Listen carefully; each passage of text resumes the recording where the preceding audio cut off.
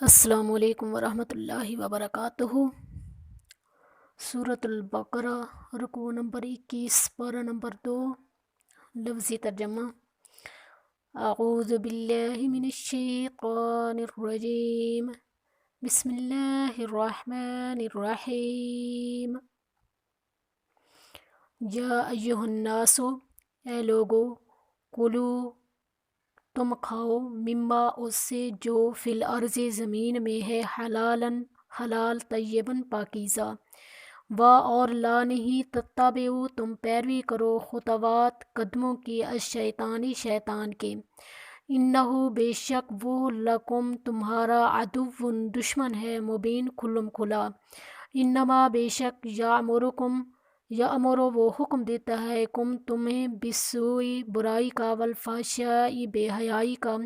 وان تقولوا، اور یہ کہ تم کہو، علی اللہ، اللہ تعالیٰ پر، ما، وہ جو، لا نہیں، تعلمون، تم جانتے۔ وَإِذَا، اور جب، قیلا، کہا جاتا ہے، لہم، انہیں، اتبعوا، تم پیروی کرو، ما، جو، انزل، نازل کیا، اللہ تعالیٰ نے، قالوا، وہ کہتے ہیں، بلکہ، نتبع، ہم پیروی کریں گے، ما، اس کی، جس پر، الفینا، پایا ہم نے، علیہ، اس پر، آباءنا، اپنے آباء و اجداد کو، اولو، کیا بھلا، کانا، ہوں، آباؤہم، آباء و اجداد ان کے، لا یعقلون، نہ عقل رکھتے، شیئن، کچھ بھی، ولا، اور نہ، یہتدون، ہدایت یافتہ، وَمَثَلُ الَّذِينَ، اور مثال ان لوگوں کی جنہوں نے، کفروا، کفر کیا، کمثل،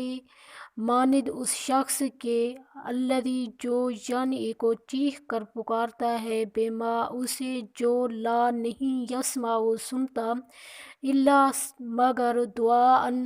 پکار کے، و نداءً، اور آواز، صم، وہ بہرے ہیں، بکم، وہ اندھے ہیں، عمی، وہ گونگے ہیں،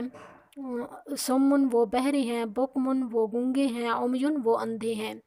فہم، پس وہ، لا نہیں، یعقلون، عقل رکھتے۔ یا ایہا الذین، اے لوگو، آمنو، جو ایمان لائے ہو، کلو، تم کھاؤ، من طیبات، پاکیزہ سے، ما، جو، رزقنا، دیا ہم نے، تمہیں، واشکرو، اور تم شکر ادا کرو، للہ، اللہ تعالیٰ کا، ان کنتم، اگر ہو تم، ایاہ، صرف اس کی، تعبدون، تم عبادت کرتے۔ انما، بے شک، حرم، حرام کیا، علیکم، تم پر، المیتۃ، مردار، والدم، اور خون، ولحم، اور گوشت، الخنزیر، خنزیر کا،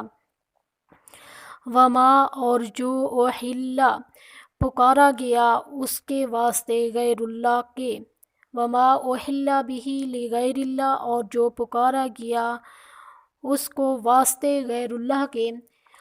فمن، پس جو، اس طرح، مجبور ہو جائے، غیر، نہ، باغن، سرکشی کرنے والا ہو، ولا، اور نہ، عادن،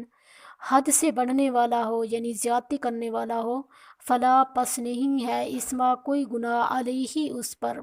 ان اللہ، بے شک اللہ تعالیٰ، غفور، بخشنے والا ہے، رحیم، رحم کرنے والا ہے۔ ان الذین، بے شک، جو لوگ، یکتمون، وہ چھپاتے ہیں، ما، جو، انزل اللہ، نازل کیا، اللہ تعالیٰ نے، من الکتاب، کتاب سے، ویشترون، اور وہ بیچتے ہیں، اور وہ لیتے ہیں، بہی، اس کے بدلے، ثمناً، قیمت، قلیلاً، تھوڑی، اولئک، یہی لوگ، ما یأکلون، نہیں وہ کھاتے، یا نہیں وہ بھرتے، فی بطونہم، اپنے پیٹوں میں، الا، سوائے، النار، آگ کے، ولا یکلمہم اللہ، اور نہیں کلام کرے گا ان سے، اللہ تعالیٰ، یوم القیامت، قیامت کے دن، ولا یزکیہم، اور نہ پاکیزہ کرے گا انہیں، ولہم، اور ان کے لیے، عذاب علیم، عذاب ہے دردناک۔ اب آ جائیے مختصر تفسیر کی طرف۔ سب سے پہلے تو اللہ تعالیٰ یہ فرما رہے ہیں اس رکوع میں کہ حلال اور پاکیزہ چیزیں کھاؤ۔ اس کے بعد دوسری بات جو ہے وہ یہ ہے کہ رسم و رواج کے پیچھے نہ چلو۔ یہ چیزیں جو ہے اللہ تعالیٰ جو ہے اس رکوع میں بیان فرما رہے ہیں۔ اللہ تعالیٰ فرماتے ہیں کہ جو زمین میں حلال پاکیزہ ہے اس کو کھاؤ، اور جو ناپاک ہے اس سے بچو۔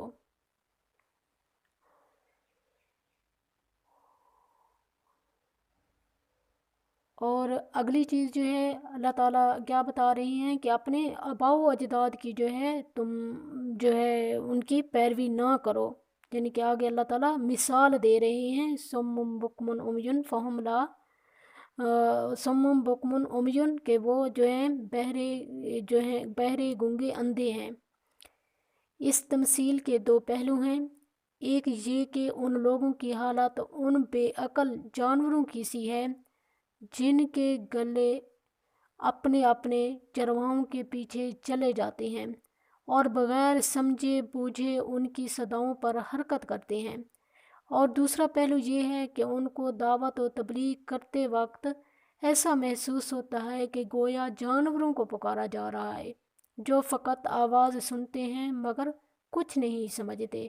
کہ کہنے والا ان سے کیا کہتا ہے۔ اللہ تعالیٰ نے الفاظ ایسے جامع استعمال فرمائے ہیں کہ یہ دونوں پہلو ان کے تحت آ جاتے ہیں۔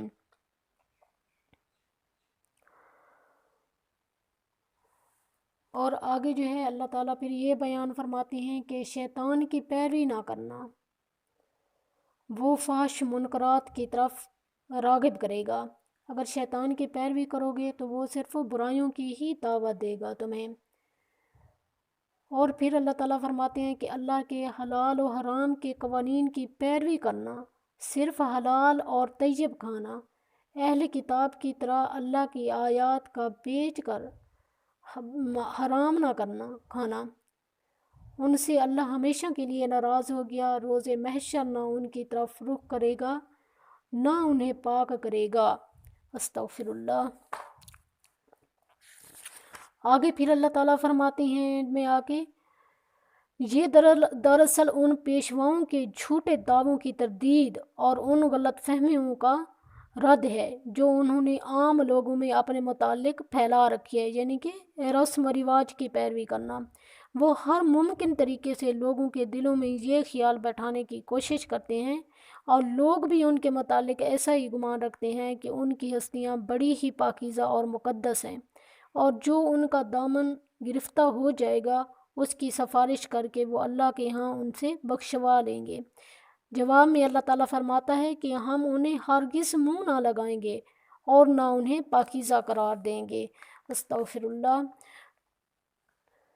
یہ بہت اہم ہدایات ہیں جو منصب خلافت سنبھالنے کے فوراً بعد امت مسلمہ کو دی جا رہی ہیں، اور غور کیا جائے تو سابقہ پارے میں بنی اسرائیل کی جتنی کمزوریاں گنوائی گئی تھیں یہ ان سب کا توڑ ہے۔ اللہ ہمیں ہدایت یافتہ اور اپنے پیارے بندوں میں شامل فرمائے اور صحیح اور سچے مومن بنائے، آمین۔ وآخر دعوانا الحمدللہ رب العالمین۔ السلام علیکم ورحمۃ اللہ وبرکاتہ۔